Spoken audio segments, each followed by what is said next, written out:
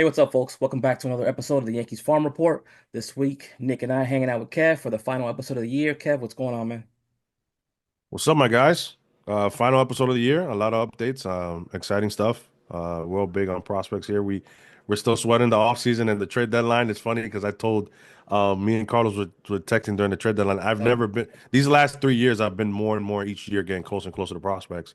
So I definitely feel your guys like when you guys are sweating. Like we gave it what? What are we gonna give up? What's it like? yeah, It's getting there. And then you got your favorites. You yep. don't want to let go. So it's exciting, man, and but it's fun because you get to see these guys grow and then eventually take put the pinstripes on and play in the Bronx. So Yeah, exciting stuff. we live vicariously through them. So Yeah. getting started, what we'll do is we want to talk about a couple things here. We'll start out with IFAs. Just checking in. There's about 2 weeks left before IFA signing day. Nick, is anything changing? Anything look crazy out there? Or are we still in agreement with the list that we put out? I mean, we added a couple more pitchers on the list here. I know Frederick Cassiano is a new kid that we're going to throw out here, throwing touching 95 already, about to be 17 with a crazy changeup. Has some development to do on a slider still, but everything looks good there. He's a big 6'3", 6'4" kid. And then another kid that I just added was Joel De Jesus, big like 6'4", 6'5" kid, sitting 93 to 95 right now, with a good curveball. So I mean, some extra arms that we had in there, but everybody on the list so far has stayed the same. Yeah, so that list should be about 20, 21 kids. As always, things could change. These things are very fluid. There's always last minute defections. We saw it last year with Steven Martinez and who was it? Was it Abdel Feliz at the Yeah. last No, moment? no, no. So we Steve Martinez. Oh, you're No, talking no, about last year, leaving, right? yeah. Yeah, Martinez. And yeah, Abdel Fleas. Yeah, yeah. Yeah, they went to the Pirates. Martinez went to Baltimore. So that's always a fluid thing. But we feel pretty good with the list we put out there. Um, is there any movement in your opinion in regards to Roki Sasaki? I mean, I know I've been reading things. I feel a little bit more optimistic than I did, let's say, last December, where I was at a 1% chance. I'm maybe at about a 25% chance, but I still think it's a long shot. Yeah. I mean, I think that, we talked a little bit more. I got to talk to some people in there and the organization that kind of feel the same way, that they feel like they have a chance. I think the big thing is that you have to look at what his agent said, and they want a soft landing. I feel like the soft landing that the Yankees can offer might not be pitching the media market, but it's pitching the development and not Hmm. having him come in and be an ace. Where the Mets, for him, he goes to the Mets, he has to be an ace. He goes to the Padres, he's going to have to be their ace. You can pitch Dylan Cease, but it's only a 1 year thing. You still got Garrett Cole. You just signed Max Fried. You could throw him at the number three, or you could even pitch him behind Luis Hill at the number four, and kind of just slow ball his development a little bit, and make it where it's a 2 year process for him to become a New York Yankees ace. Yeah, I think that's one of the big selling points that the Yankees had was the Matt Blake angle, right? To help him along with his development, and that he didn't have to, be the ace of the staff. He could lean back, lean on Cole, on Freed, and other guys in there. There wouldn't be a tremendous amount of pressure. Yeah, it's New York. He's a Japanese player, so there's going to be mass media that follows him regardless. But the pressure of him having to perform immediately or right away won't be there for him. No, I don't disagree. I think the Yankees right now, from my standpoint, they see that they have to jump into that Japanese market, and I feel like to bring in extra revenue, as well as build that kind of that culture with the Japanese players again. And I feel like I said, man, starting with Roki, that's a great one. I put out a list on I Instagram saw it. of the top five kids and just touch them up, man. I put Shun Yamashita at number one, Roki at two, Hiroto Takahashi at three. Those are all right-handed pitchers. Went with Murakami at four, which is that first baseman that's going to be coming over next year, and then finish off with Hiroya Miyagi. I don't know if I botched it, but he's a left-handed Probably. pitcher. Probably was the best pitcher in Japan last year, Hmm. based on numbers. So I mean, the Yankees got to walk away with two of those guys, man. In my opinion, you have to build that culture and start bringing in Japanese players because they're winners. They come out and they show that they know how to win, man, regardless of where they are. Hmm. I mean, for me, it's just that the Yankees need to, reopen that pipeline because it could help them if they decide to go after Murakami next year. There's also other guys that they could go after, but it'll give them a leg up, I think, in regards if they already have a Japanese player on the roster. Agreed. Yeah, that was my whole point when it comes to opening up the Japanese market for the Yankees as well. Is also they kind of made a point with getting Paul Goldschmidt, getting like a stopgap 1 year guy, because Murakami or even Vladdy, but I think Murakami's in their sights. There's been rumors about that for a while, and actually an angle I wasn't even thinking about that Roki Sasaki, even though it's a big media market, but it's a soft landing. He's not the ace. At this point, he could be the fifth guy. I mean, you're still coming in behind Luis Hill because he's already pitched a year. You know what I'm saying? There's no pressure really to succeed with the Yankees. Honestly, you got Garrett Cole, Max Fried, and Rodon and Luis Hill to be on your shoulder. So that would be huge if the Yankees do that, and then they're really open the world of possibilities of being able. I think they will move Clark Schmidt or Luis Hill to get that leadoff hitter or second baseman or third baseman that they need. But yeah, I didn't even look at that angle, so that's huge. And they made it clear that they don't want to go heavy on the first base market because there's another Japanese player out there. So if they're able to get Roki this year and get Murakami next year, that's a lot of Japanese money for the Yankees right there, and a lot of eyes, and two very, very talented players as well. So that'll be interesting, exciting, honestly. Yeah, absolutely agree with you on that Shit. point. Um, the last thing with Roki, and you kind of touched on it, was let's say the Yankees are able to actually sign him, then what do you guys think that does for the rotation? Oof. Well, I'll Kev start. I mean, if the Yankees get Roki Sasaki, you can argue that the Yankees are top three rotation in baseball.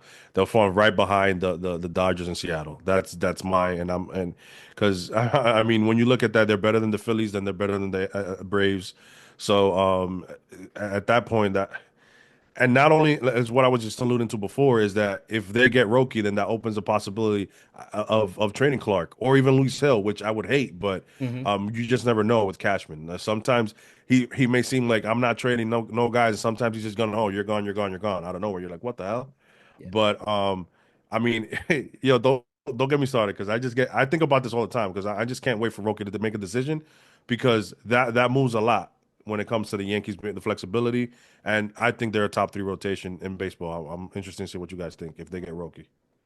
Yeah, I think they're the best, hands down. There I you think it's go. not even close. I mean, you have a perennial ace. You know, I mean, you still, if you're looking at the Dodgers standpoint, right? You got Otani coming off injury, Yeah, Yamamoto, who is good. I mean, but Max Fried has been one of the best pitchers in baseball, most underrated pitcher in my opinion in baseball, yeah, thrown into the lowest ERA the last 4 or 5 years. But you're bringing in a guy who literally has the talent of probably the third best pitcher in baseball, if not second best. You know, I mean, nobody's Paul Skeens right now, but I mean, at the end of the day, I mean, that guy has the potential to be otherworldly. Um, it's all going to be dependent on what Luis Hill does. I know we talked about this a little bit, man. Is was he second half Luis Hill, or was he the first couple of months and it was just a dead arm? But I think another thing I know, Carlos, you want to touch up too, man, was I've also heard that Roki's not going to try to break somebody's bank here. Hmm. So in the IFA market, so you might not lose as many IFA guys that you may think. You might lose some second people, but he might not really go to kill somebody's whole international market and take out the best players in your top market, which would be a Manny Cedeno and a Ruben Castillo for the New York Yankees. He might just try to hedge in and get maybe 2 or 3 million, but it might take out 2 or 3 million from other guys and lose those other guys. Yeah, that's one of the other aspects regarding Roki is if the Yankees are able to sign him, that secondary and third tertiary tiers of IFAs is definitely going to affect them. And I'm sure the Yankees are going to probably try to trade for more money. Some of those guys might defect. And it will be a domino effect once he does decide because I'm pretty sure the other teams that already are looking at him or have been speaking to him they have contingency plans, and there's going to be guys that they're falling off of other teams, and we're talking about some of these guys are going to be top IFA prospects, even top 50s that might not get the money that they were expecting. If Rockies decides to join that team that they're on. yeah. Touching on a little bit on what you're talking about, Luis Hill. I was just looking at his pitch mix. The thing about and shout out to you talking about Max Fried, which I've been saying. Yeah, they're talking about the 8 years, right? But Max Fried is a pitcher's pitcher. He pitches. He doesn't throw.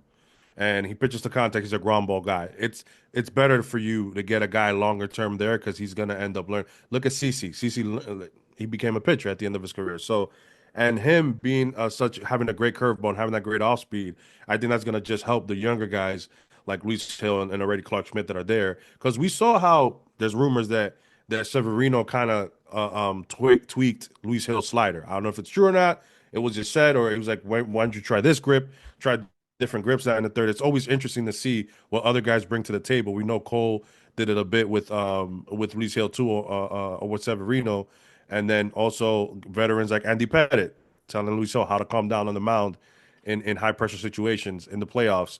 Luis Hill alluded to that. So it's always interesting when you get a guy like Max Fried coming in the mix to see what is he going to bring into the table when it comes. Because there's one thing that the Yankees do right. Matt Blake has created that culture where the rotation is always they all watch their BP sessions. They all watch when they're about to start. They all go watch the warm ups. So there's a really tight knit community when it comes to the Yankee rotation, which I like. So it's going to be interesting to see what other guys bring to the table and what they feed off each other. It'll be interesting to No, see. I don't disagree. I think I agree with everything Kevin said. I mean, another point I wanted to touch up, man. You talked about trading Clark Schmidt or Luis Hill and that deal for a leadoff. The issue for me is I feel like the only spot you really got to touch up is either second or third, right? Because you're gonna figure that out. The question is who's really available. Yeah, Who's available that you're gonna look at and say I'm gonna trade one of these pitchers that are a two or a three, or in Luis Hill's case maybe even a one. Who am I gonna give up to go get right now that's available. So I think truly, if the smart move might be to move a Clark Schmidt for a haul of prospects that you feel like you can still continue to develop, and then see if somebody becomes available later on. Because I don't see any second or third baseman that's available right now that I would be like, oh yeah, we need this kid right now, or even a shortstop that I could move to third. I mean, I think regardless, it's going to be a reclamation project unless you're picking up an old vet. We already know we've seen the talks regarding St. Louis. Um, but for me, I know Yankee fans have mentioned Luis Arias for a while now. That'll probably be a name that they want to go after. Uh, I don't know. I don't know if I'm okay with that because the glove, right? We've spoken for years about issues regarding defense in the infield, and then you're going to bring in a guy who pretty much a DH, in my opinion. Yeah, he could spell here or there, but do you really want to rely on him for 100 plus games at a second base or a first at base? second base, no. Yeah. Yeah, that's the thing. People thought that they were gonna have. It's very rare where you sit down and say the guy is maybe worse than somebody than Gleyber defensively. You can make the argument that Luis Ariz is worse than Gleyber defensively at second base. I mean, the numbers are there. Doesn't have much range. Mhm. So I mean, I don't think the Yankees and after what we saw with Gleyber will be like, yeah, it's nice to have him at leadoff, but I mean, he's a table setter for sure. But besides that, it's gonna hurt the Yankees what they're trying to think. Which I think that the Yankees, if you look at what they're doing, they're going for defense and bettering their bullpen and starting rotation because they're going for run prevention. So it's okay if the offense takes a hit. You know what I'm saying? So Clark Schmidt having an extra 3 years of control is going to be huge if they get Roki and they're able to flip Schmidt from a prospect. That's a great idea as well. That's not something far fetched. I mean, at this point, one of those guys are going to have to Peraza or one of those guys are going to have to step up. We know Peraza's glove is there. Is his bat going to be there? I just don't want to see DJ LeMahieu take another at bat in the pinstripes, but one of those guys are going to have to make an impact in spring training if they're gonna take that next leap to the majors. Moving on to the next topic, though, Bleacher Report just dropped their rankings. Oh my God. I don't put too much stock in Bleacher Report's rankings, but it is something that will rile up Yankee fans, some Yankee fans. They put him at 29th, which to me was was damn near laughable. Um, What did MLB Pipeline have the Yankees last year? Wasn't it 12? yeah, I think they had him at 14th, I want to say. ESPN had him like around 11, if I'm not mistaken. So Um, 14th, and we only lost in trades. We lost August and Jared Turner, right? I think the biggest issue with the farm system last year was injuries. Injuries was big on the system last year. Jason lost more than half the season. Chase Hampton never really got off the ground. He just got injured and then injured when he came back again. Spencer started the season on the IL. Up and down. Lalane never took off. I think he pitched what maybe 3 games, 3 or 4 games, if I'm not mistaken. Same thing with Carlos Lagrange. The system just up and down was just hurting, in my opinion. And that's what caused um, people to start talking, speaking negatively of the farm system. But it's yes, there were some negative performances or some players had down years, but to me, the biggest part with the farm system was the injuries. Yeah, but you can't even just say negatives, man. I mean, we had a lot of positives too. I mean, Josh No, no, Groves came in absolutely. as an 11th grounder, killed it. I mean, we had two undrafted pitchers that looked unbelievable. I mean, you had Ben Shields and Trent Sellers that just came up and dominated every level that Rafael they pitched Sellers, at. Rafael Flores, another one, Flores is another kid that jumped out, man. He had an undrafted. unbelievable year. I mean, Roger Guerrero's second half. I feel like George Lombard, who was 18 years old, made it to, high A ball. I mean, you look at the Hmm. underlying numbers. I mean, if you take away the strikeout rate for Spencer Jones, that's a top 15, 20 prospect in all of baseball.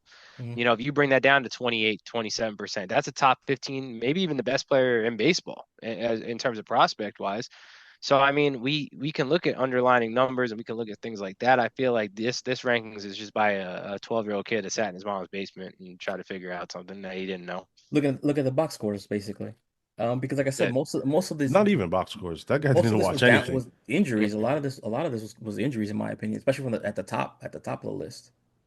But yeah, and it's to his point. Like I looked at Spencer's year, and yeah, the 200, it's big, right? But when you still have an on But base at all the other numbers look 337, good. yeah, but that's what I'm saying. When you still have a on base at 337, and when we saw in spring training, didn't he go like what was it like 27 swings without swinging a miss or something like that? No, it was just no, a 27 hundred, pitches. almost a Well, what hundred or was it? something crazy. 100? Yeah, it was insane. So Yeah, he has the potential. So yeah, it's and just and he also did the same thing in the playoffs. He went through a run like that in the yes. playoffs as well. So I mean, and that's why. Listen, strikeouts. I get why people that's a huge negative thing, but we all know that in the Yankee farm system, it's not that frowned upon a strikeout. It's about contact. It's about swing decisions and plate discipline. So I looked at his on base.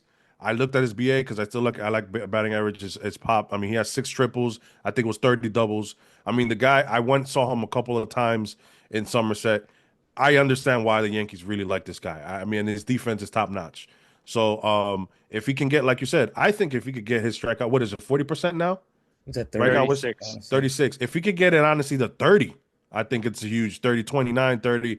I mean, if that might be who he is, but if his on base is still 330, 340, that's still a very good offensive player, but with the speed and the pop that he has. Yeah, that's one I thing that mean, he I've hit been one of the saying. biggest home runs, by the way, in spring training, too. Absolutely, hit absolute bomb. That's one of the things that I've been saying. I think Yankee fans might have to get used to a 30% strikeout rate, or hoping for a 30% strikeout rate from him, and live with it because everything else looks good to me. Yeah.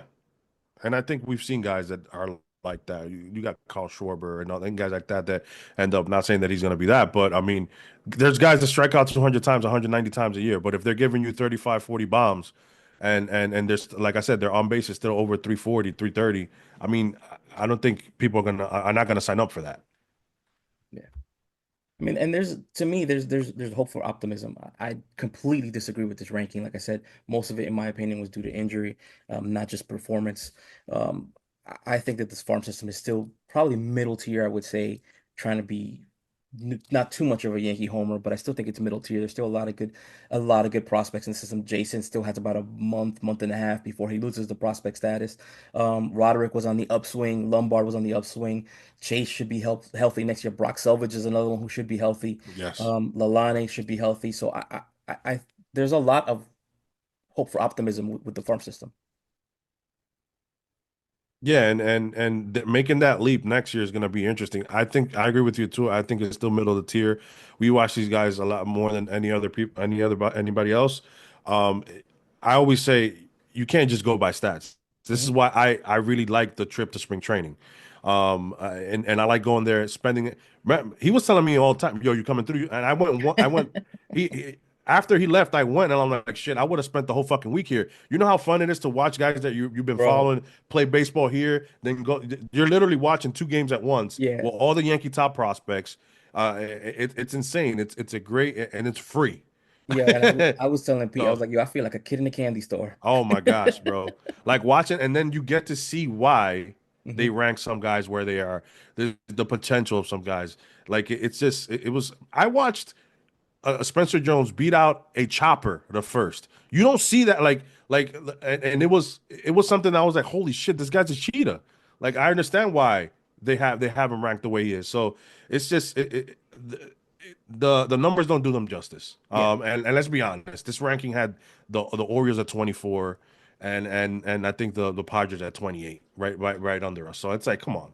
To take it with a grain of salt. And for me, this is an argument that I have a lot on Twitter with people when they see like, oh, Roderick hit just 230. He was terrible. How could you say he was good? I'm like, yeah, but that's not the way that you should be looking at a prospect season. The most important thing about a prospect is, did he move the ball forward, right? Did he progress at all? And when you Yeah. look at Roderick's, like, I think it was like last 47 games, I want to say he hit like 270 or something like that, which was completely a complete reversal of what he was doing in the first half of the season. And the same thing for you could be said for Spencer Jones and a few other guys as well. Yeah, man. I mean, it's just I'm looking at. Unfortunately, he's not with the Yankees no more. My guy Caleb, but there's little guys like that. Augustin Ramirez, we were high on last in the beginning of last year. We talked about those guys. Look at the leap. If the Yankees would have had him now, he cracked the top 100 in MLB pipeline. He's 95, I think, and he Mhm. went right to being the third Marlins prospect when he got traded. We knew, we saw, we believed in August when we saw him back then. So there's guys in this that we're talking about now that next year everybody's going to catch on to and be like, oh, if you go back and look at Yankees Farm, Carlos and everybody was telling you about these guys before. But this is why it's fun to have these conversations now and see the leap and see everybody catch up to these things later. So God bless YouTube. So moving on to the next iteration of the baby bombers. I mean, starting right off with Anthony Volpe. Um, I'll let you get the first crack at it, Nick. How would you classify Volpe's season, and what's your expectation of him for next year? I mean, I saw some things that were better, saw some things that got worse. I mean, obviously power numbers got a little worse, but defense probably wasn't as great as it was rookie year, but I still think it was above average. You know, but I also saw better plate discipline this year than what I did last year, and it got better as the year went on. Like towards the postseason, it looked like that Anthony Volpe that we've been asking for. Had one of the biggest swings in the World Series when he hit that grand slam. I'm a big Volpe believer in terms of I feel like he can fit this team. And I always tell people, man, the third year is always the most important year in any sport for development. By year three, that's when a player you can either say either made it or they didn't make it for the way that you wanted them to make it. So this is his biggest year. Hmm. He had 2 years so far. This is the year I'm going to say if he struggles, then I'm going to say, okay, is if he's a 3 WAR guy, then that's just what he is. He's a 3 WAR guy. That's where you're getting. He's not going to really, progress, but he might still progress. Players develop later too in their careers, but he might just be a 3 WAR guy. And maybe one year he'll break out and get a 7 WAR or something crazy and then go back to being a 3-2 WAR guy. And that could happen, man. But I think that at the end of the day, this is the year that we can start to really actually judge him now. And this is how Yankee fans should act, man, is by year three, then if the player's not developing the way that you want, then you can say, okay, this was obviously a waste of our time, or this might have been a waste of, where we feel like this player is. Yeah, regarding Volpe, yeah, he was definitely, I think, better offensively this year. A few things to note though. I mean, his hard hit contract rate dropped. The fly balls dropped. The ground balls went up.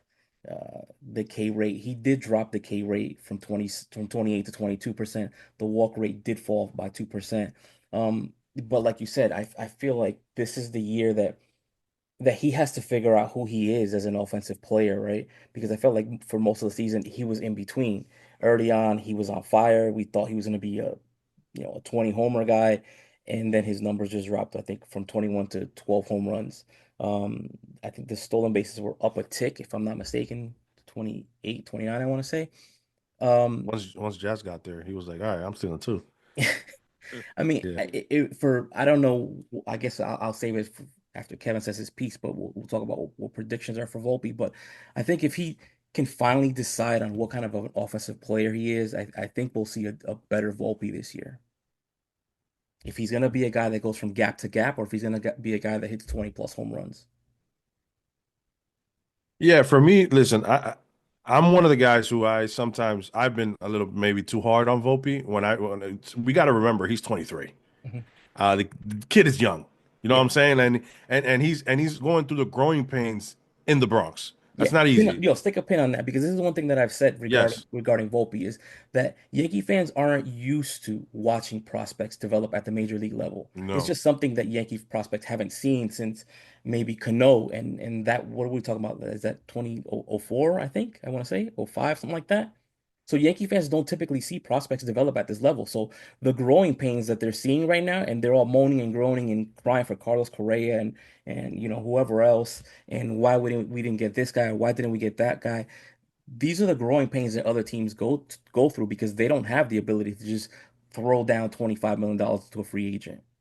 And look at the difference of scenario when Cano got called up and when Volpe got called up. Cano had A-Rod, Jeter, the tail end of Bernie's career, Bobby Abreu. He had guys. He didn't have to be Robinson Cano. He ended up having no stress at bats at the bottom of the order, going crazy, right? Look at where Volpe was start. When Volpe got called up, he got through one in the leadoff spot right away. Like he had to be like, we need this kid to hit like now, and Mhm. that's not fair to him. We got to be honest about that. And then even this last year, like when you go back and look, he look at where he how he was hitting in March and April at the bottom of the order. He had his Mhm. best month of his career. Mhm. What do the Yankees do? They move him back to leadoff. What happened?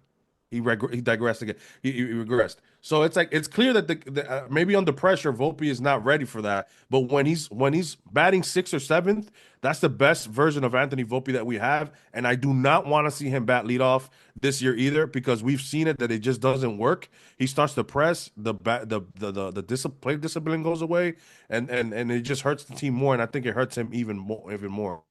I will say one thing though to his point is about the playoff run was one of the it was a joy to watch. He was the if you can have a guy who was right there with Soto and play discipline, Volpe had like a 400 on base the first two series. It was insane. The guy wasn't swinging at bad pitches. I think in the Kansas City series they were talking about, there was a game where he swung three times and had three hits. So I mean, if that's the version of Anthony Volpe that we expect that we can have, he can be a 5-4 WAR guy, and that would be great. But if he ends up being a 3-4 WAR guy with great defense and a 900, a 90 or a 100 OPS plus guy, I don't think it's the worst thing in the world either. I get that he's hyped up to what he was, but I think Volpe has a lot more on the table that we haven't seen yet, though. Yeah, and I think that's one of the things that I was going back to is that he needs to decide what kind of an offensive player he's going to be. Correct. If he was going to be the leadoff hitter, then, he has to, in my opinion, he has to settle on going from gap to gap. Forget about trying to hit those home runs. Working the count should be his Working the count. priority, getting on base via the walk if necessary, and creating havoc once he gets on the bases. But when he flip-flop between going gap to gap or trying to be a 20 home run hitter and then getting fooled by the slider down and away, almost in the dirt, it's incredibly frustrating to watch. Him and Judge with that pitch. It's like automatic. And that's why I said in the playoffs, if you go back and look at his at bats, he was spitting on those. He wasn't even. It's like if it's not anywhere inside, middle in, I'm not swinging at it. Yeah, he And was if he on has point. that approach, I mean, if because he has flashes, there's no way you can lose plate discipline like that. I just think that when they move him up and down in the lineup, he starts to press and he changes his game plan. If he can just have the same game plan that he had in the playoffs and in that month of in the beginning of the year where he had, because he did have a bad September. And Mhm. listen, I think as well, I don't know how you guys, he's playing 160 games 2 years in a row now. I think this kid needs a day off here and there. They don't give him days off. I understand. And people tell me, oh, no, it doesn't matter. He's young. Playing Major League Baseball in the Bronx of all places, 160 games is not the same as playing in New Jersey and Somerset 60, 80 games a year. It's not the same. I think at times when he came out of the All-Star break, he was on fire as well. He shows you that when you give him a day off maybe here, that he resets and he has a better so I think maybe the Yankees should look into give him at least 2 to 3 days off a year, which will put him at 59, 58 games, which is not wild. But I think that was something that I caught on this year too. That I feel like maybe he's playing. I mean, too much. Even though I hate to say that because a lot of people don't do that these days. But yeah, I don't I know. don't Just know. something I looked at. I mean, I'm fine with a day off, but more so the player asking for the day off, not the front office telling you need a day off. Oh, okay, Um, I get you. so moving forward, what are your predictions for Volpe, Nick? Yeah, Nick. Um, I think he's gonna be a 255, 260 hitter this year. I think he's gonna actually Nice. do that, man. I think he'll give us like a 330, 340 on base percentage. I think we're gonna start seeing it a little bit better this year. And I'm gonna say and this was another thing I want to touch up because Kevin hit the spot right on there, man. Lead off, man. I feel like the mindset for the Yankees is different too, right? Because you got Aaron Judge coming up, and people don't want to steal and get thrown out when you have a chance that he can hit a 3-run home run or a 2-run home run, Yep. and then that just costs you an extra run, because you're running in front. Um, I mean, I like him, man, going for like 30 to 40 stolen bases this year. I think he can give you 30, 40 stolen base this year, probably about 10 to 15 home runs, and kind of just be all out about 255, 260 hitter with a 330, 340 on base percentage and play good defense. Yeah, I got him at my prediction is 255, 330 on base, 15 home runs, 25 stolen bases with solid defense. I have to give him as well. He looks like the first year he was at 220, then he's 240. I think just like Nick said, I think you're going to see an increase in that. I think I got him north of 250 with a three. I still think got him at a 330, 320 on base. I'm not going to give him 340 yet, but I do see him a slight increase in pops. Because if he's able to control the zone the way he did in the playoffs, he's going to get inside pitches where he's be able to mash. So I'll give him about I think maybe 18 home runs around there. Not 20, but 17, 18 home runs. A little increase there. But yeah, man, I still think he's going to improve. I think he's going to be solid. I think you're going to see the first four WAR season from him too. I think he's going to settle in too, man. I think third year now, it's your job. You're not going to lose it. The Yankees have made that clear. So I think you're going to see a much more comfortable Volpe. I think the playoffs are going to help him tremendous as well. So it's going to be a fun year, I think. Next guy up is Austin Wells. Bigote. 2.5 WAR. Huh? Yeah. 2.5 WAR. He hit 229, 718 OPS, 32 extra base hits, 13 home runs, 55 RBIs. Wells was on fire from July 1st through August 31st, I believe, for those 2 months. He hit 303 with a 939 OPS, 16 extra base hits, 9 home runs.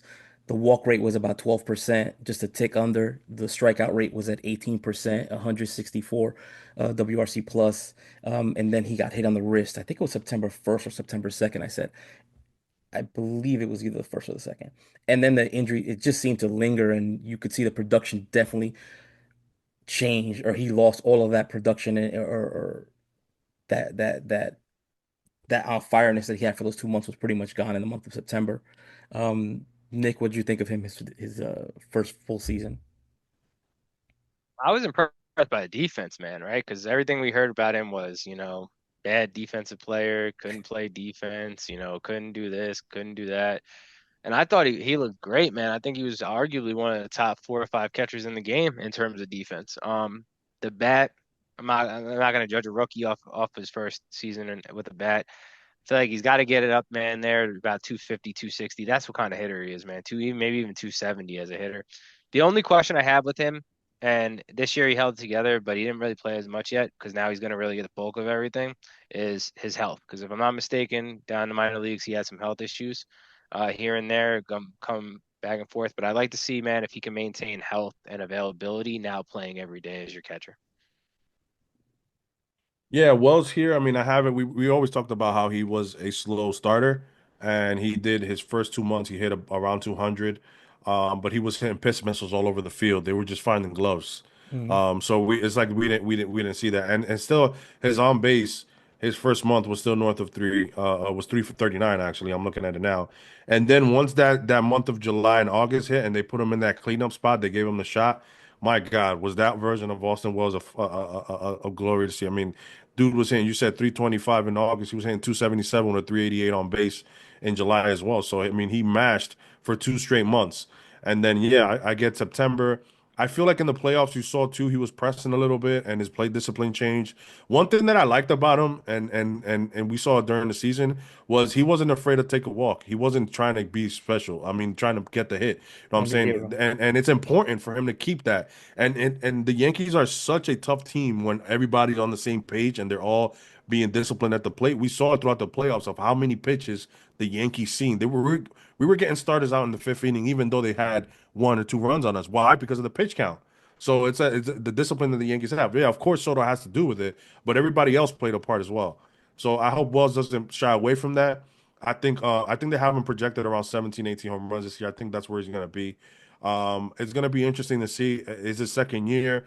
this is the year that scares me because there's a lot more footage of you, and they can attack you in different ways. So it's going to be interesting to see how he bounces back. But I don't doubt that now that he got the thing that we were worried about, the defense on lock and the framing, that the offense where we the Yankees did have him highly touted, that he's going to be all right. I think he's going to be all right. I think he's going to be a solid another 3 WAR guy this year. So it's going to be interesting to see though. Yeah, I mean, regarding his defense, I was one of the guys who said, I don't know what you guys are talking about. I've been watching him for over 2 years, and I don't see these problems that you guys, not you, but in general, that you I guys know see. I mean, he's frames well, he blocks well. And I've said it for over 2 years. he's The a good enough only arm, issue that I have with Austin Wells and that other Yankee fans will have is his arm, and there's just nothing you could do about that. The only thing but you could do about that is is still mitigating better than that. Trevino. Well, this is true. The only thing you could do about that is, the pitcher holds a runner on better, pitch outs and things like that. But the arm was the arm is the arm. There's nothing you could do about that. But I thought everything else was fine. I think even 2 years ago when the whole discussion about moving him to first base was, I put out a video on him throwing out a bunch of runners, maybe some blocking in it as well. But I never bought into that. Let's make him a DH crap. I just didn't. Or let's put him in left field was the other stuff they were saying about him. Um, I'm a huge Austin Wells fan. I think he could be a cornerstone for this team for a very long time. I loved him in the number 4 spot. Like I said earlier, he had a beautiful 44 game stretch, almost 2 months, where he was just hitting over 300, and he was the perfect protection in the middle of that lineup. And I know that the injury took a toll on him. But I hope that that we can see some semblance of the guy that we saw in the middle of the summer. That said, predictions for him for next season, Nick. I will want to say one thing to your point though, right before Nick goes about the one thing that he does also have a better arm than Trevi, and his pop time is better, which people underestimate that. If he's still in the middle of the pack when it comes to pop time catches, I'm looking at it now. So if he continues that trajectory and just if he could get a little better or stay there, he's gonna be all right. But another thing is that it's not only the catcher, guys. These pitchers got to let go of that ball quicker too. I mean, I was talking with another minor. I'm not gonna put his name out there, but he's a catcher. He was telling me when they were talking about Trevino got 10 stolen bases on him, and he was like, Trevino. Didn't you see the pitcher was on the mound? I think it was Stroman. It takes 2.5 seconds or 2.4 seconds to release the ball. That's a big ass jump for a runner. So it's like we got to get to a point where the pitchers also have to do a little bit of slide steps or whatever the case may be. And again, I get that the throwing over twice doesn't help him, but it's not only the catcher's fault. If the pitcher takes 2 seconds to release the ball, I mean, it doesn't matter what arm you have. If it's a good base runner, he's gonna steal that bag. Well said. So. Sorry, predictions, Nick. My fault. I cut you. I just want to No, get that. no, no, man. But I would say, man, same thing I kind of said, like a 250 to 260 batting average this year. I think he's probably going to hit somewhere between 15, 20 home runs. I think, Kevin got that kind of on the spot. I think he's going to play great defense again this year, man. Hmm. I wouldn't be shocked if he's in the running for a Gold Glove. Yeah, I'm going with 260, 340 on base, 20 home runs, and about 70, 75 RBIs for Wells this year. Yeah, I'm gonna go with the. I'm gonna be a little bit conservative. I'm gonna give him 250, but I'm gonna give him 18 bombs. I'm gonna give him 340 on base. I think his play discipline is gonna come back. He's gonna be fine there. A second year, getting a little more accustomed. Um, but I think agreed to Nick saying is, I mean, I think he's gonna get better defensively. We're gonna see that as well. Him coming out and helping out the Yankees in the cleanup spot in that time frame was huge. And then him being nominated, even though yeah, you can make the argument for Abreu and anybody else, but him being in that conversation is still big for him. So to see Austin Wells make that jump defensively, which where everybody was a bit worried, I think he's going to be perfectly fine, and it's going to be fun to watch the Chicken Palm brothers hitting 18, 20 bombs. Hopefully they get to 20. They could both get 20, but if they both get 18, I'll be happy with that too. Yeah. And the next guy was going to be Jason Dominguez. Um, I mean, Ay, ay, for ay. me, what he did at the minor league levels, he just continued, his rise. Once he got to the major leagues, it wasn't as it wasn't what we pretty much were expecting. But then again, I was also expecting him to be called up a lot sooner. Um, Yankees played with his time a little bit. I know there were issues in the outfield, which now has Yankee fans saying that he can't Uh-oh. catch, blah, blah, blah. Absolutely ridiculous. Um, Jason's going to be fine. It's just a matter of getting used to playing in left field as opposed to center field in Yankee Stadium. There's a lot of variables. There's a lot more territory. There's a lot to get used to there. Nick, go ahead. Hey, man, we've said this 1,000 times, man. This kid is probably one or two of your highest touted prospects in the system, man, in terms of overall value of what they can eventually become. It's going to be all about what the Yankees do to him. So if he plays in center field, I think we're going to be all right because I think he's gonna show up and show out. It's easier to play in center field in Yankee Stadium than it is to play in left field. One of the hardest positions probably in the outfield is left field in Yankee Stadium because there's so much room in that dead alley out there. And left field's got to hedge that way, plus hedge the line at the same time. Um, I like Cody Bellinger for left. So if you put Cody in left, you put him in center, I think we're going to be okay there. Switch hitting wise, I think he's going to be fine. We also got to realize he lost a year of development during that COVID year. Otherwise, he might have been up by the age of 19, 20 with the hype and everything else like that. You know, you take a whole year off of baseball, it's not going to be easy for a kid that sat down in the Dominican Republic period and had to continue to grow. Um, but I'm pleasantly happy, man, if they really give him that opportunity and give him that lane that Brian Cashman likes to say all that time, man, and let him play center field for the New York Yankees. I think you got a 5 or 6 WAR player guaranteed this year. Yeah, me. I mean, Jason. I've been as big on Jason as the hype when they were about to sign him, The Martian and all that, and seeing him at 16 and watching his BP. That's one guy that I followed since the Yankees got him. Dominicans say this stuff all the time. Carlos knows what I'm talking about. I got a friend of mine who says he's a cousin of his or whatever. It's funny because his dad almost looks like his Jason's dad. It's funny, but so I've been following Jason for a while. And I've met him a couple times when he played here in the Blue Claws in Single A. I saw him there, and then I saw him in Somerset as well. This kid is as real as real gets. I mean, it's just something different when the ball hits this guy. When he hits the ball, this guy, it's a different sound. The power that he has, the plate discipline at his age is what I love so much because I love guys that have plate discipline. I understand you're gonna strike out, but this kid, the Yankees couldn't figure out Christian Javier, and this dude, the second AB in 2023, took him deep. The Yankees haven't been able to do that to Christian Javier. So like that's to me, that's something that I watch of him. And if the Yankees do that, to Nick's point, Judge is a lot better in right field. Bellinger's a great outfielder in left field. It's gonna be a well outfield no matter what because he's gonna have two veterans next to him helping him out and keeping him right. And not only that, we saw him in 2023. There was no drop balls in center field. There was no issue. So I don't want to hear that he can't catch a fly ball. He got put in a rough spot. He's gonna play in other stadiums too. Randy Rosarena to that point in Seattle almost dropped the ball the inning prior, and nobody said anything. And he's been in the league how long? So he hasn't played in every field. There's gonna be hiccups. That's fine. People forget that. Thank God we don't got to deal with Tampa Bay's roof anymore because that was always something once in the blue. But I think he's gonna be fine. I agree with Nick. He has the ceiling of being a 5, 6, even 7 a WAR guy, and I have him 30-30 this year. I mean, I don't care what anybody says. I think I have him thirty He's thirty gonna be an man. all-star. Yeah, I think I have him 30-30 man, and I really hope he does because it's gonna shut so many people up, and it's gonna make us forget about Soto so quick because he's just great all around. As a righty, what I like, I get his numbers are not our numbers are not there, but his plate discipline is, and that is what I care about as well. I personally, I don't know how you guys feel.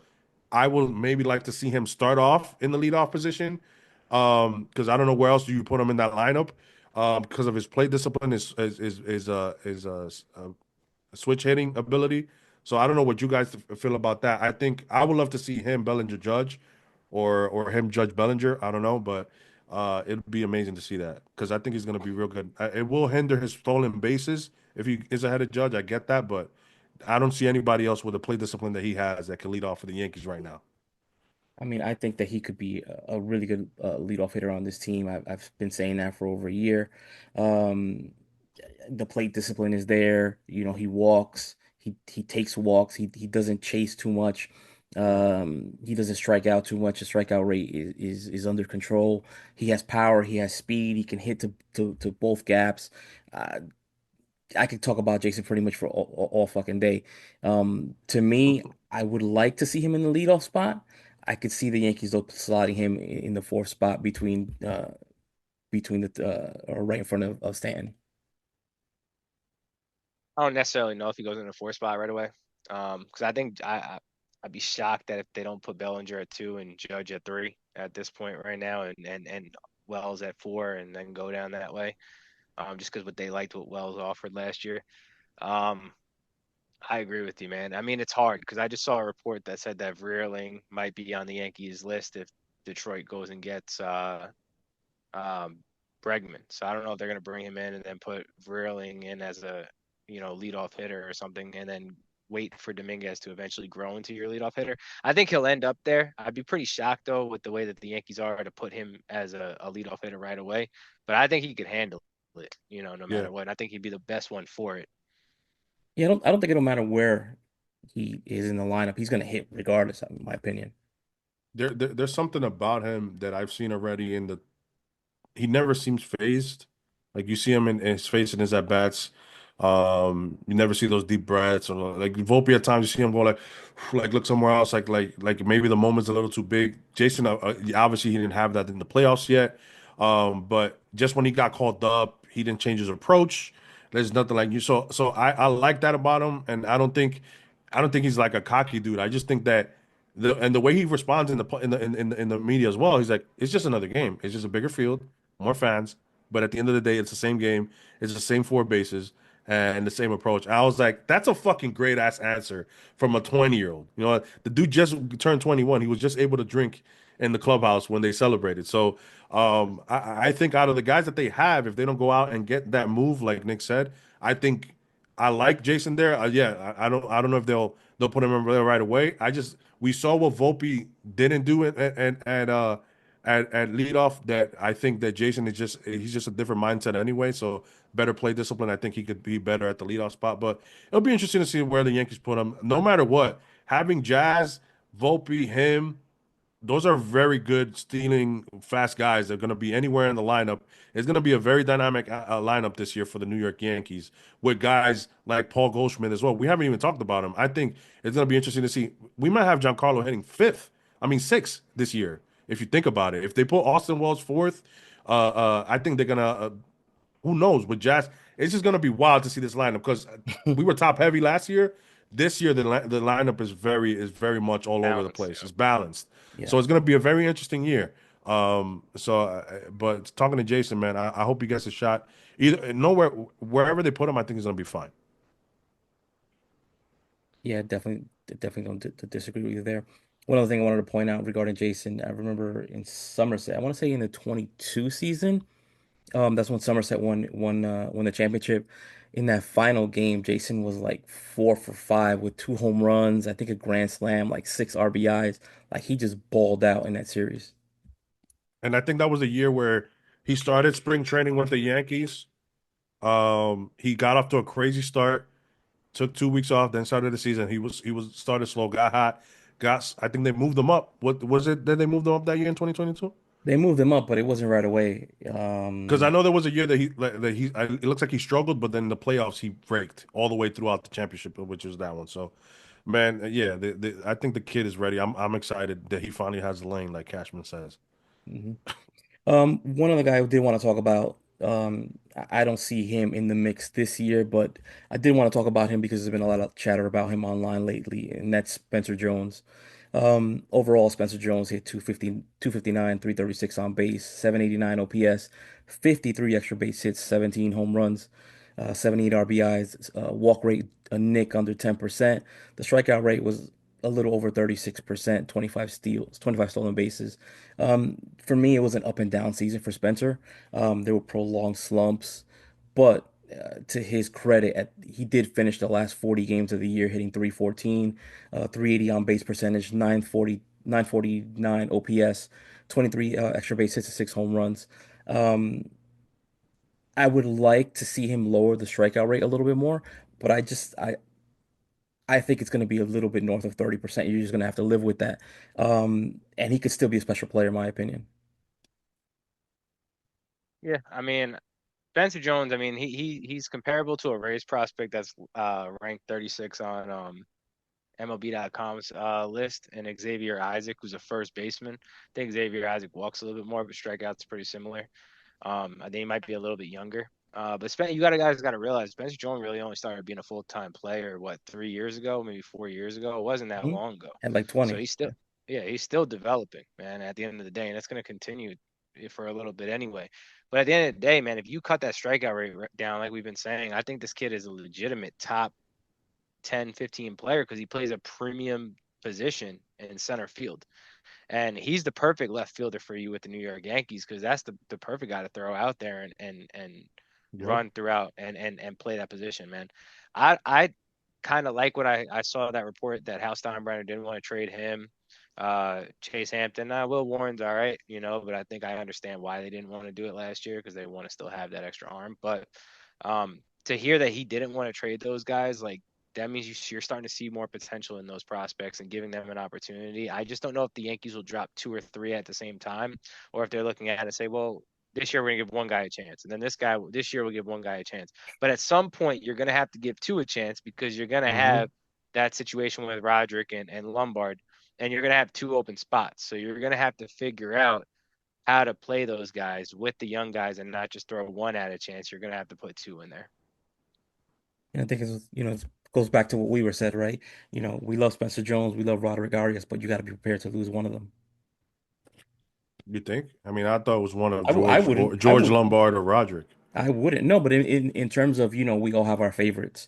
But Oh no, yeah, yeah. when And it comes to Cashman, you have to be prepared for my something thing like that to with happen. what I've been thinking about those two guys is that um eventually Judge will be will be a DH, maybe maybe Yeah, three, but 4 years from now. I yeah. think And I think Car- I think Carlos got it mixed up. He meant to say George Lombard or Roderick Arias, not Spencer Jones. No, because this is what I'm saying. but it doesn't matter who. But I'm talking about in terms of whoever you might have as your favorite prospects, right? Okay, no, yeah, and my thing is that the off-field market, like, I don't think I think personally that Cal Tucker is a Midwest low-key guy. I don't think he's gonna pick a big market team. He might maybe the Cubs give him an extension he wants, or he'll stay somewhere hiding somewhere. He doesn't give me that vibe of that guy want to come to a big market team and be that. So if the Yankees don't get Kyle Tucker, I mean, I think you got to look at in the future. You think maybe Judge transition to a partial right field DH, then you can move Jason to right and then and play Spencer in center field, and for that. So when Judge that's 3 4 years down the road and Spencer's going to be what 26 27 hitting his prime. So I mean I think that those guys I think those are the guys that are not going to move. Now on the other hand, Roderick and Lombard, I would love to see them short and third. Maybe Volpe playing some second toward the end of his last arbitration years, but it's going to be interesting to see. I mean, we can't. I like all those guys that we're talking about, but we all know they're going to move one of them or two of them. So you're right. But to spend the point of Spencer Jones, I think you're right. I think we're going to have to live with a 30% strikeout rate, 29, 28. That will be that's what I'm thinking. If it's on the good side, it's 28%, but I think it might be 30, 32. But I mean, his on base doesn't suffer that much. He had a 336. I think he could be a 340, 345 on base guy. I get he strikes out a lot, but I mean, he won't hit into a lot of double plays. I'll tell you that much because he's quick as shit. So I'm telling you that, and the potential for hitting 30 home runs is there. Elite defense, speed, 5'2" guy. So I mean, I I understand why people are high on Spencer. I just think he's taking a little longer, and some guys are like that. Some guys take a little longer to develop, and that's perfectly fine. Mhm. All Yeah, I right. mean, I just want to throw something in there. Like, I mean, in a perfect world, if we're playing it like that, I mean, perfect world, Judge eventually transitions over to DH, and then you would still continue to play. I mean, you'd move Dominguez over to right. You continue to play Spencer Jones in left, and you hope that Brandon Maya develops that Or power because that, he's yeah. he's the Totally best forgot Brandon. defend he's the best defensive center fielder in your entire system. I don't care what anybody says. Mhm. So in 4 or 5 years, he may very well be on the cusp of saying, "Yo, this is my position right here, and come take it from me." Then Could very I well be like follow a Brandon on company. IG. He's a special guy. I like his attitude. Yeah, Brad, he's very cool, man. He's a very cool cat. Um, the last topic I wanted to touch on, and then we'll let you guys get out of here. Gleyber Torres, it's the end of an era. I know a lot of Yankee fans wanted him off of this team. I think that in the long run, maybe by mid-season, who knows, Yankee fans will start to miss him a little bit. We could talk about his development in my opinion, the Yankees got him to Double A, got him through Double A, got him to the major league level. So I'll credit them. I, I put I put Gleyber Torres in the development column for the Yankees. Yes, um, yes, it was the Cubs that got him through the complex league and A ball. But I think that Torres is a success story for the Yankees. He did make two All-Star appearances. He had, I think it was close to 150 home runs, almost 500 RBIs. Uh, yes, the mental lapses drove Yankee fans crazy, but overall, I think he was a success story for the Yankees. What do you guys think? I mean, yeah, I mean, I like to, when I looked at his minor league stats, I think he played a year and a half with the Cubs and then it was with the Yankees. I think the Yankees we can say that he was homegrown through us. I mean, just because you play or you were drafted by another organization, but the other organization put 2 years into your development and also you had your best years, a very serviceable career with the Yankees, I gotta say. We can claim Gleyber as one of those guys. I mean, yeah, he this year wasn't his best. But when you go back and you look at Gleyber's career, when he first came up, him and Andujar, we thought we were set for the next couple years. Yes, Andujar got hurt, and Gleyber, the Yankees decided, as they do sometimes, play guys out of position. They decided, even though well, let me rephrase because he was brought up as a shortstop, but it was clear that that wasn't his forte. And then they were playing him second. He looked good at second, and they tried to move him back to short. I think people need to understand. I think shortstop no matter who's there, it's some pretty big shoes to fill. People still talk about Jeter all the time. He's Hmm. there all over the place, so it's not easy to play shortstop for the New York Yankees. It's just not. Didi did a great job to transition. Honestly, Didi did a great job, but it's not easy for everybody. So when the Yankees did that, yeah, his offense took a hit. But I mean, when you look at the career he had in 2022, he had a 4 WAR, man. He had a 260, 310. He had 24 home runs. He was consistently hitting 20 plus home runs, except this last year. So I can't knock Glaber. I understand the defense and I understand the woes. Like he's a bit of an airhead, like I say. Just sometimes he wasn't. Like it happens. Some guys are like that. It is what it is. You know what I'm saying? But I agree with you, man. They're gonna miss his bat. They're gonna miss his bat. It's gonna be nice to see some guys make some plays there, but the bat that the product that Gleyber provided on the offense side was huge for the New York Yankees in those runs in the 27 in the 2018, 2019, and all those playoff runs. He was there. He's one of the three guys that consistently hit in the playoffs for the New York Yankees, Giancarlo, and him. So I'm gonna miss him, especially from a guy who I really love October baseball, and I knew I could count on Gleyber not being Gleyber in October. So, I'm gonna be controversial here. uh-oh. And Gleyber was your favorite. Gleyber was my favorite player, dude. Like growing and Prospect. I remember I used to post on MLB.com, man, when in the Prospect channels when they used to let us do that.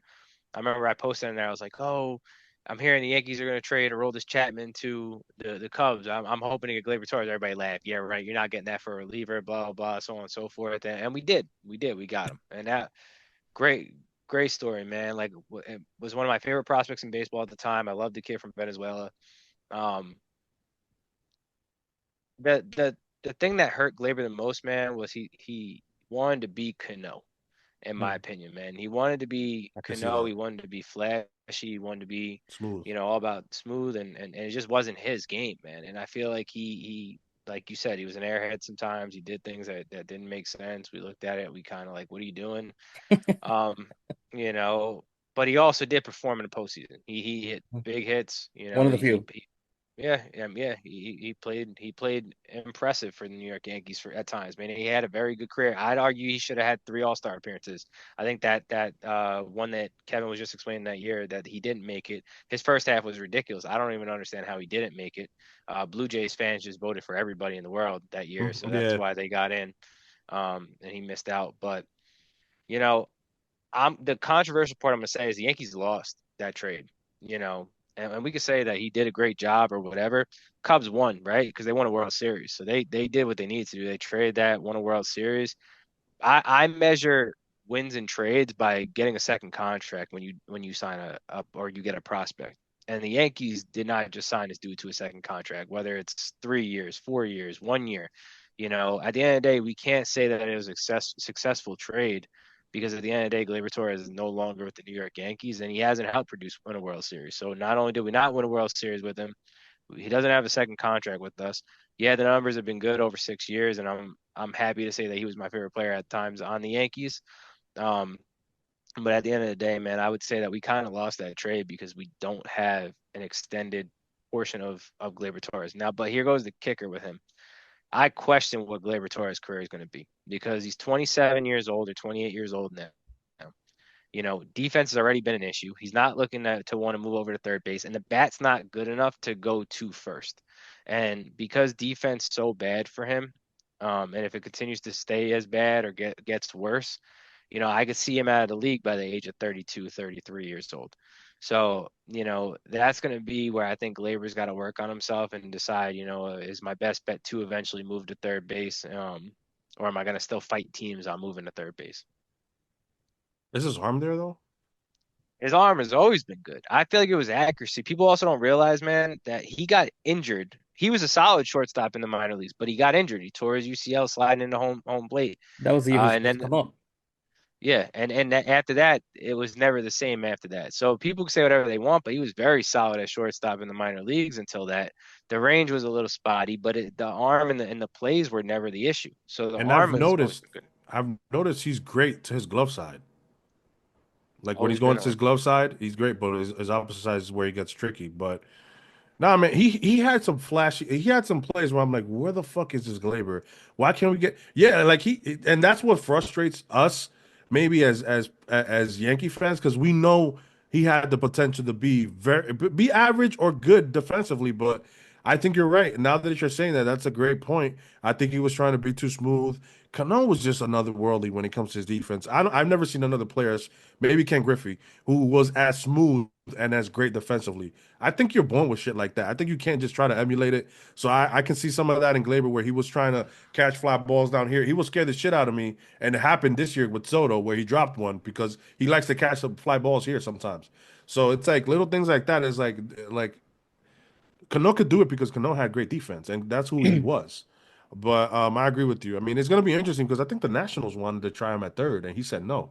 Um, I think this is a great spot in unless they get Bregman, but I agree with you. I think he should get some games at third to see how he feels because that might be a position of need. First baseman, funny enough, I was talking to my boy. He's like, it's a dime position. You can get guys anywhere with great bats who transition to first and they'll be serviceable. So yeah, first base if you don't have the bat, I mean, you're right. His offense last year wasn't viable to first base, so he might have to check out third.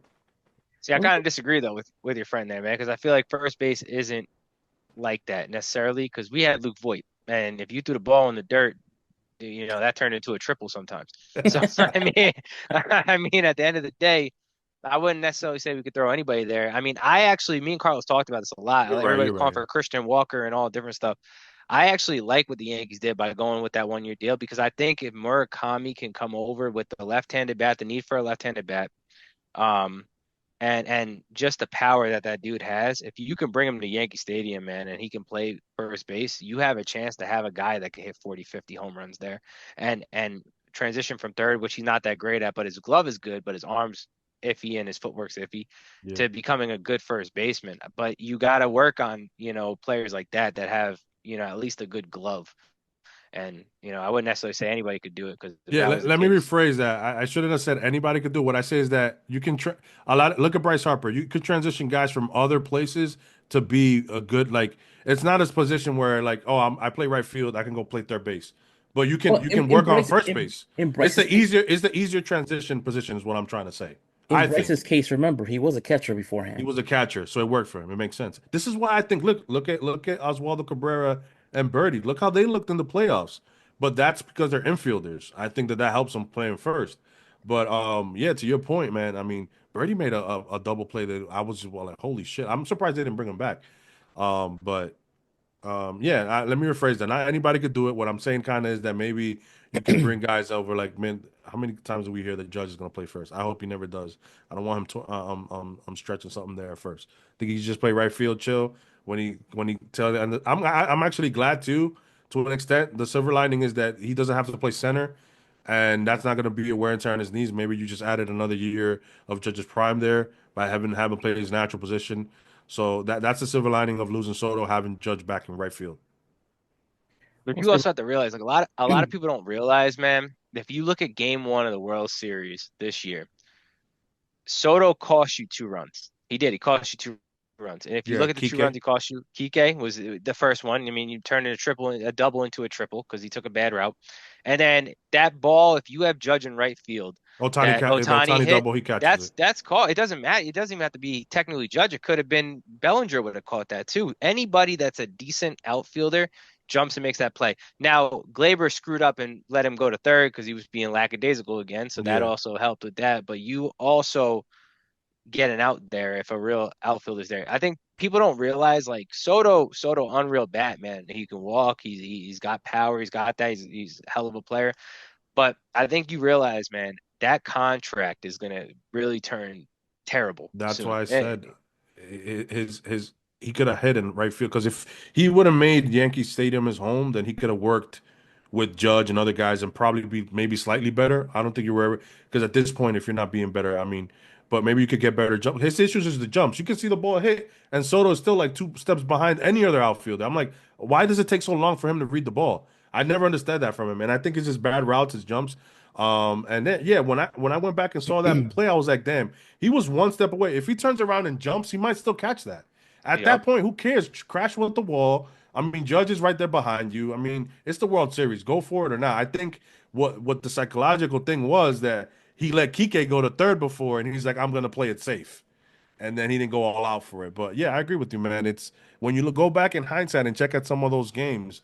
I mean, the biggest one ever was Nelson Cruz in the World Series with the St. Louis Cardinals. That was a ball that should have been caught, and Yep. Nelson Cruz didn't catch it. So yeah, it hurts you at some point. So yeah, man. And that's the defense. Like I said, you replaced him with defense, and people can say whatever they want about Jason Dominguez. You throw him in his natural position, he's gonna be fine. And you can't hide Soto in Mets field now. Watch, you're gonna see people start complaining about, wow, man, this I don't even know how this dude finished top three in and Gold go Glove, glove. which I still don't know how he's I don't gonna know do it. either. I don't know how you vote him as a finalist, and I love Soto and I defend him all the time.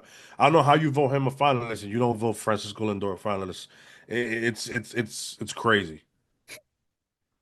But Last comment regarding Gleyber Torres. Are you guys surprised that he took the 115 from Detroit and Yankees didn't even give him a phone call? Because I this whole time I thought it was because he was gonna ask for 100 million plus, and the Yankees were just like, yeah, you're not $100 million player to us. I think that Gleyber was offered probably maybe the Nationals maybe offered him 2 years or something like that. I don't know, but they wanted him for third. So I mean, he was very strict on playing second. I don't think the market was huge for him.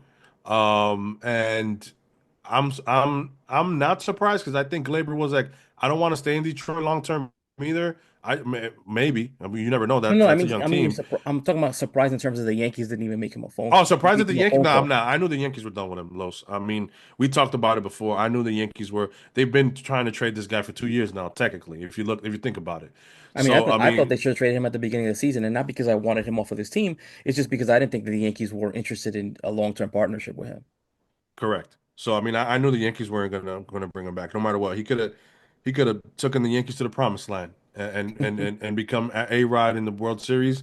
And the Yankees forced a Game 7. They would have been like, "Thank you for the World Series, but we're not resigning you." I swear, the Yankees would have never resign. There's no way he was coming back here, man. There's unless he was gonna take like $5 million, which he's not gonna do. So Yeah, Yeah. I'm not surprised that they didn't. Hey, they should have traded him, man. Same thing. We've been Yeah. saying it for a year and a half. You could have got a haul from him from Seattle, I think, at one point. And really got some good prospects. Or even the Dodgers, I think 2 years ago, you could have went and got Joe Andrews Vargas. I know we talked Oh about my that name God. quite a bit. This guy enjoying Um, the Vargas, yo. but I mean, you could have done a decent, a decent haul there, man. I think. But at the end of the day, I appreciate what he's done for the Yankees, man. It sucks, and you could tell that dude loved being a New York Yeah, Yankee. The he way did. he spoke about it, man. That's a guy and it's funny because a lot of people don't talk about this. I think I talked about it with you. Ken Griffey has one of the most powerful quotes to me of all time, and he said that no team will ever love you like your first team, right?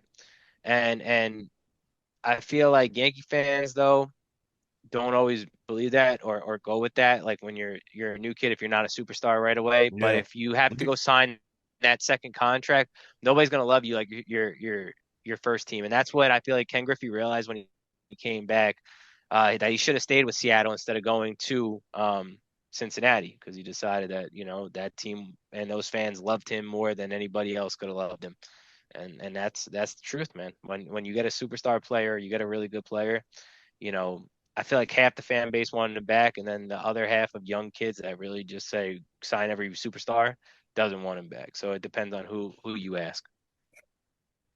Right. Yeah, I mean, you look at the history. Another guy, the Yankee fans have something that I always find interesting is that they always have to have a punching bag. Mm. Somebody has to be the root of all evil.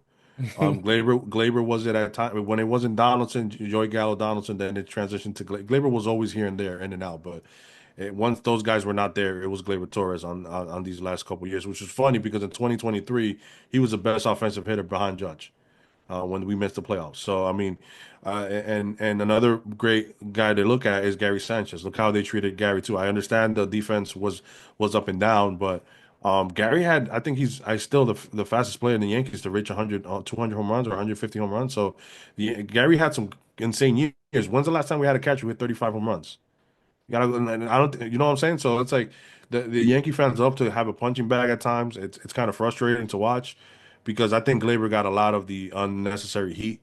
But you're right, man. At the end of the day, I think that the team that you're with in the beginning cares the most. But sometimes they you can I can see why you're saying what you're saying, Nick. It's just that Ken Griffey, when he went to, it wasn't the same when he was in Cincinnati. I feel like he should have stayed a Mariner, but sometimes teams don't want to pay, bro. That's what it is. They don't want to pay. So there's some Sasaki news that just came out. Um, Uh-oh. uh, What happened? So a couple of things. So Sasaki's agent says that he won't rely or relay how many teams he met with nor who he'll meet with next. He may visit City soon. He's back in Japan now. Sasaki is not concerned with whether a team has Japanese players on it or not. He asked that no current players attend meetings. Also, Joel Wolf said that Sasaki meetings have been limited to 2 hours only, again, to level the playing field. Sasaki asked that team players not attend the meetings. Sasaki also gave teams he met with an unspecified homework assignment to see how they'll communicate and analyze. I don't know what And that so means. far, Sasaki has only met with teams at Wasserman's office to create a level playing field. I mean, but I think Wolf said pretty much every team has publicized that they've met with him. Well, here you go. So Wolf said that Sasaki could meet with one or two more teams or visit one or two cities before the process ends. Right now, he's back in Japan, going over those homework assignments. Let me ask you a question. If Roki was to sign with the Dodgers, I mean, I still think the Padres are the favorite, but if he's to sign with the Dodgers, let's say, you might start to hear more people talking about a draft because they'll be like, it's So, not fair, it's not fair, it's not fair. so this is what I've been told. Regardless, whether you want to believe me or not, I'm pretty dug deep in this stuff, but I've been told that an international draft would not, under any circumstances, include Japanese or Korean players. So it would only include the players South from the American and Caribbean. Caribbean and yeah, South Caribbean and there. So that's the only places that would entail on an international draft. I'm vehemently against an international draft, by the way. Oh, me too. There's a kid in 2030 I want very bad. Two of them actually. And if the Yankees get both of those guys, I'm not. 2030. Yeah. There's a kid we have right now that's better than Dominguez in 2030. What is he, 13? Yeah, he's younger than that probably, but he's unreal. He's When we he's the Venezuelan assassin. We'll call him that. damn, when we go, if we ever go out there, I want to go and take my son and say, look at this kid. He's only 2 years old. Look what he's doing. Bro, let me save Nick from himself. All right, on that note, guys. On that note, guys, I want to thank you for the great year. This is our final show for the season, for the year. I want to thank you for all the support you gave me throughout the year on this channel. To Nick, to Kev, want to say thank you to Joan, was my first supporter. Diver, Tina, Donnie, Anthony Garcia, all of you guys. Anybody else I'm forgetting? Apologize for the names that are escaping me right now. But thanks for all the support you guys have given this channel throughout the year, and we'll keep it going into next year. Guys, have a good one. Thank you, guys.